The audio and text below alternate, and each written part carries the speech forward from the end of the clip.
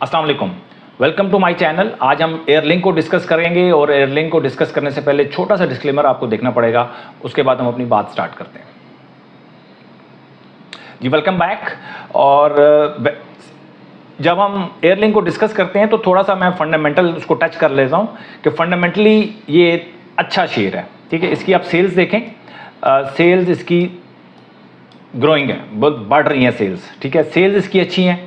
और अगर मैं बात करूं ईपीएस के बारे में, तो ईपीएस भी आपके सामने है कि ईपीएस भी इसकी बढ़ रही हैं, तो फंडामेंटली स्ट्रांग है। बट इसमें एक छोटा सा इशू ये है, नई कंपनी है, तो नई कंपनी में आपके जो बैंक्स हैं और जो इस तरह के इदारे हैं, इंश्योरेंस है, अभी तक उनकी इन्वेस्टमेंट मुझे इसमें नज़र नहीं आई, ठीक है। तो अब मैं इसको टेक्निकली हम डिस्कस करेंगे कि टेक्निकली ये कैसा लगता है। आज मैं इसको 2-3 वजूहात हैं जिसकी वजह से डिस्कस कर रहा हूँ। पहली वजह ये है कि इसका जो हाई लगा था 152 तकरीबन एक महीना पहले इसका हाई लगा 152 और 121 लो लगा इसका। तो एक महीने में इसने अपनी रिट्रेसमेंट पूरी की। अब ये कंसोलिडेशन पीरियड इसका स्टार्ट हो गया कि एक ख़ास चैनल पे चल रहा है और वो चैनल ये चैनल है, ठीक है। अब वो एक ख़ास चैनल पे चल रहा है। अब इस चैनल को जब ये क्रॉस करेगा तो मुझे लगता है कि इसके अंदर एक तेज़ी आएगी और उसकी वजह सिर्फ यही है कि इसने अपनी रिट्रेसमेंट को पूरा कर लिया इसने, ठीक है। ये रिट्रेसमेंट इसने पूरी की है एक महीने के अंदर। अच्छा, दूसरी वजह कि ये 45 की जो मूविंग एवरेज है ये इसके ऊपर ट्रेड कर रहा है। तो यहाँ पर ये जो आपको ग्रीन कैंडल बनी हुई नज़र आ रही है, और ये ग्रीन कैंडल बनी थी 20 सितंबर को। 20 सितंबर को मेरे हिसाब से इसके अंदर एक स्ट्रेटजी होती है, उस स्ट्रेटजी के तहत इसमें बाइंग ट्रिगर हो गई है, ठीक है। अच्छा, अगर आप उस वक्त इंटर नहीं हुए तो अब आपने इंटर नहीं होना। अब आपने क्या करना है, अब यहां पर आपको एक ग्रीन कैंडल की ज़रूरत है। इस तरह की ग्रीन कैंडल आपको यहां पर एक कैंडल बने इसी लेवल के ऊपर 1-2 दिनों के अंदर बननी चाहिए। आज इसके अंदर तेज़ी है, मुझे उम्मीद है कि आज ये अगर ये ग्रीन कैंडल बन जाती है तो उस ग्रीन कैंडल के हाई के बाद आप इसके अंदर बाय कर सकते हैं, ठीक है।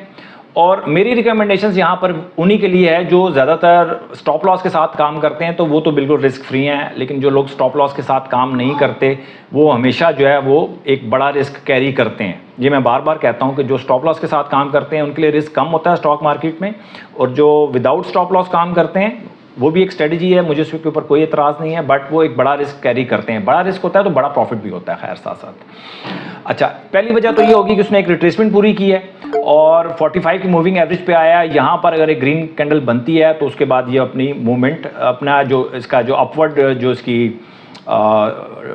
ट्रेंड है वो उसको कैरी कर सकता है और कंटिन्यू करेगा। ये 152 के बाद अगर इसने 152 क्रॉस कर लिया, 1.5 महीना अगर इसमें ले लेता है, ये तकरीबन 1.5 महीना अगर ले लेता है और ये 152 क्रॉस कर जाता है तो गेम 152 के बाद स्टार्ट होनी है।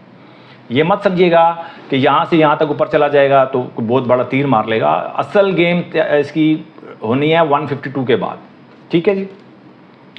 तो मैं जिस स्ट्रेटजी को मैं फॉलो करता हूँ उस स्ट्रेटजी में अभी इसकी बाइंग अभी हिट नहीं हुई या उसको अभी हमें स्ट्राइक नहीं मिली, तो वो थोड़ा टाइम लगेगा। वो हम ज़रा थोड़ा से बहुत जल्दी नहीं करते, तो वो स्ट्रेटजी थोड़ी सी जब तक हमारी RSI कम से कम 60 क्रॉस नहीं करती उस वक्त तक हम हमारी बाइंग ट्रिगर नहीं करेगी।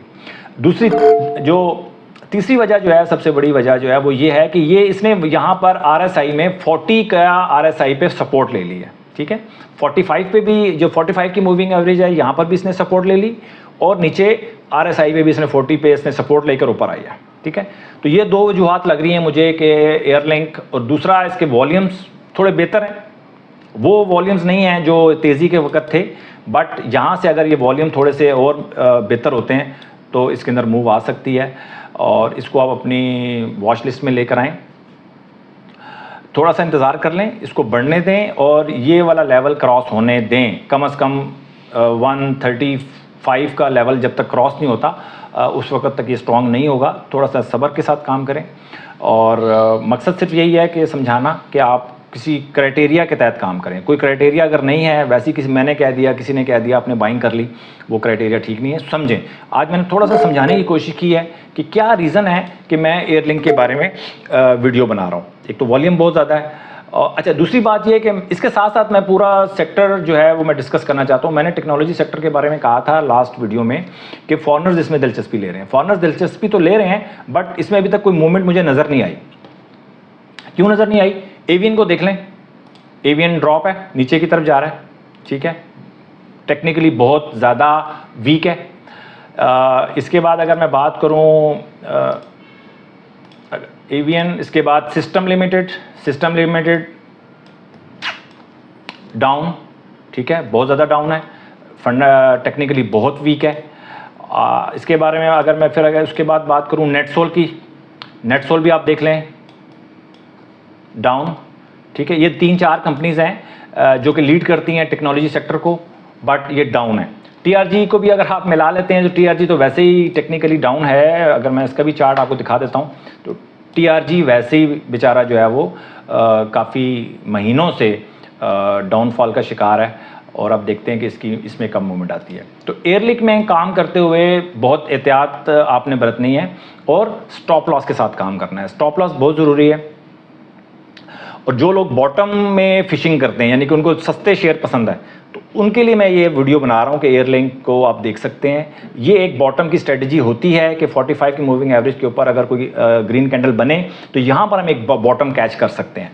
बट यहाँ से अगर वो जब तोड़ता है तो हम वहाँ से निकल जाते हैं, क्योंकि यहाँ से अगर वो तोड़ कर निकल जाता है नीचे तो फिर ज़्यादा ख़राब हो सकता है। तो ये थी एक छोटी सी वीडियो एयरलिंक के बारे में। उम्मीद है आप समझ गए होंगे। अगर नहीं समझे तो फिर आप मुझे कमेंट में बताएं, मैं उसको मज़ीद इसको क्लैरिफाई करूंगा। लेकिन साथ साथ मेरी आपके साथ ये भी गुजारिश है कि आप अपनी कैटेगरी को डिटरमिन करें, क्लियर करें कि आप किस कैटेगरी में काम करना चाहते हैं। आप जब भी कोई शेयर लेते हैं तो आप अनलिमिटेड लॉस के लिए लेते हैं, ठीक है ना, या फिर आप स्टॉप लॉस के साथ लेना चाहते हैं, आप इंट्राडे काम करते हैं, आप एक बड़े प्रॉफिट के लिए काम करने जाते हैं। देखें, 1 साल, 6 महीने, 2 साल, इसका तो मुझे समझ में नहीं आता। मुझे समझ में आता है कि कितने % आप प्रॉफिट लेना चाहते हैं, तो आप कितने % मिनिमम प्रॉफिट पे राज़ी होते हैं। ये आपकी कैटेगरी को डिफाइन करेगा कि आपकी क्या कैटेगरी है, कितना आप लॉस लेना चाहते हैं, कितना प्रॉफिट लेना चाहते हैं। यही जो चीज़ है ना, ये आपको बताएगा कि आप किस किस्म के इन्वेस्टर हैं। अपना बहुत ख्याल रखें और ये चैनल देखते रहें। इस तरह की वीडियोस मैं डालता रहूँगा, कुछ एजुकेशनल वीडियो भी डालूँगा ताकि आपको क्लियर हो कि आपने इन्वेस्टमेंट करनी कैसे है। Thank you very much.